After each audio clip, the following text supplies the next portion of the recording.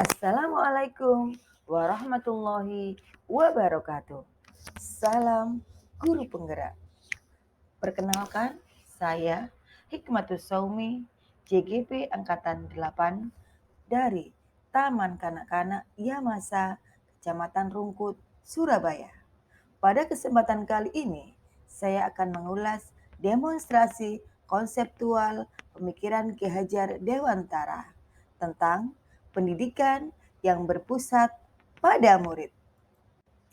Sekilas tentang Ki Hajar Dewantara. Profesor Ki Hajar Dewantara adalah Bapak Pendidikan di Indonesia.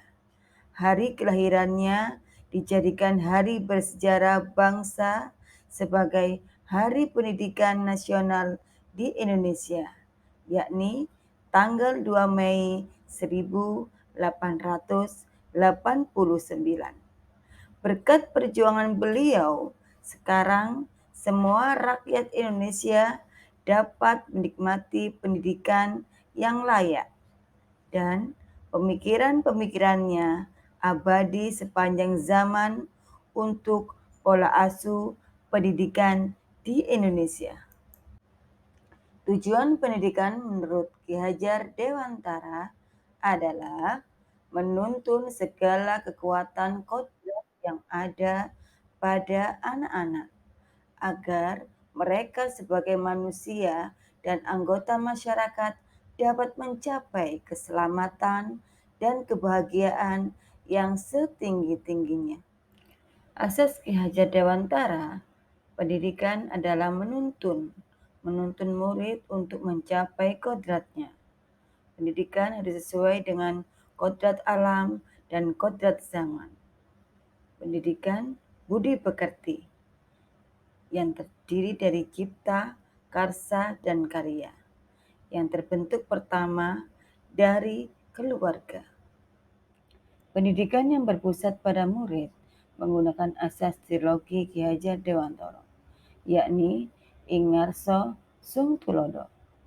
Guru adalah pendidik yang harus memberi contoh atau menjadi panutan bagi siswanya. Selanjutnya, ing madya mangun karso. Di tengah, memberi motivasi dan semangat untuk terus berkembang. Yang terakhir, tutwuri handayani. Di belakang, memberi dorongan untuk selalu maju.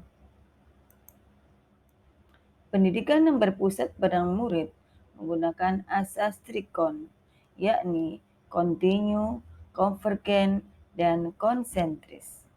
Asas trikon diibaratkan sebagai sistem tata surya, di mana murid digambarkan sebagai planet yang mengorbit pada matahari.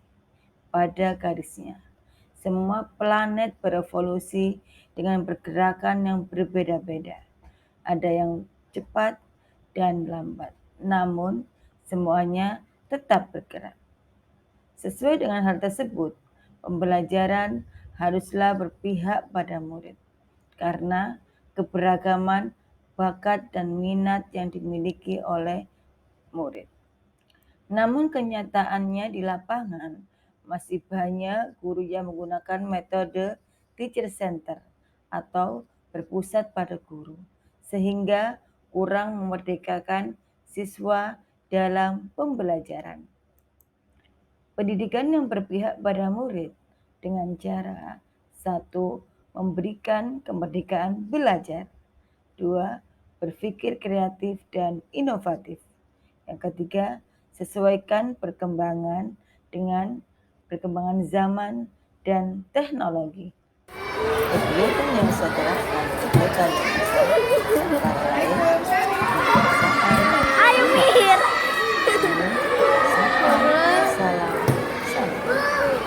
ketiga belum penting Cepetan hari ini. Cepetan. kegiatan olahraga menurut anak menjadi pribadi yang kuat secara lahir dan batin.